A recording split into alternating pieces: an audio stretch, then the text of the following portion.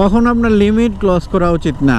আপনি বাইকটা আসলে কত গতিতে চালায়া আপনি বাইকটা নিয়ন্ত্রণ করতে পারেন, সেই কনফিডেন্স আপনার মধ্যে আগে থাকতে হবে। আপনার বাইকটা সম্পর্কে আপনার ভালোভাবে ধারণা থাকতে হবে যে আপনি যে বাইকটা চালাচ্ছেন, এই বাইকটাকে আপনি কত দ্রুত থামাইতে পারেন, কত দ্রুত কন্ট্রোল করতে পারেন, এই জিনিসটা আপনার জানা থাকতে হবে। আপনি যদি জিনিসটা জানা না থাকে, আপনি যদি লিমিট ক্রস করে ফেলেন, তাহলে তো আপনি অ্যাক্সিডেন্টের শিকার হবেন, সেটাই স্বাভাবিক।